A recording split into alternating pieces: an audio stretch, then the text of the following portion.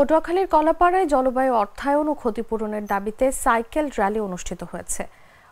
উপজেলার আন্দারমানিক নদীর তীর হেলিপ্যাড মাঠ থেকে র্যালিটি শুরু হয়ে শহরের বিভিন্ন সড়ক প্রদক্ষিণ করে শহীদ মিনারে গিয়ে শেষ হয়।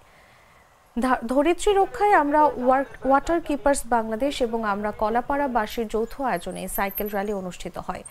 র্যালিতে নবায়নযোগ্য জ্বালানির ব্যবহার ও অর্থায়ন বৃদ্ধি করা, জীবাশ্ম জ্বালানির ব্যবহার বন্ধ করা, জলবায়ু ন্যায্যতার দাবি করা হয়।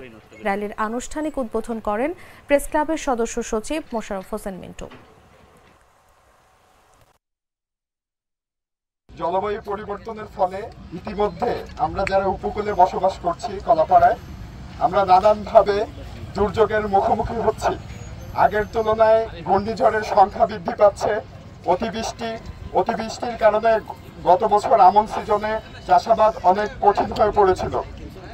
এছাড়াও নানান প্রাকৃতিক দুর্যোগ দিনে দিনে বৃদ্ধি পাচ্ছে।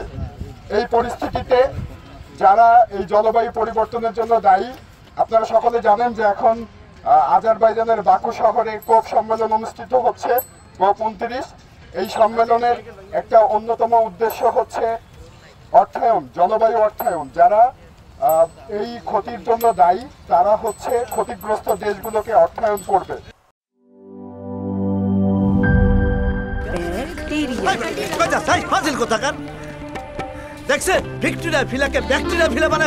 বলবেই তো, আপনি তো বাড়িতে ব্যাকটেরিয়ার চাষ করেন আর বাড়ির সবাই মিলে তাই খান।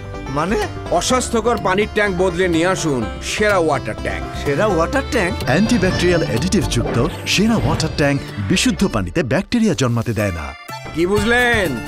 বুঝলাম, সেরা হলো ব্যাকটেরিয়া মুক্ত দীর্ঘস্থায়ী ওয়াটার ট্যাঙ্ক। সেরা ওয়াটার ট্যাঙ্ক, ব্যাকটেরিয়া মুক্ত দীর্ঘস্থায়ী ট্যাঙ্ক।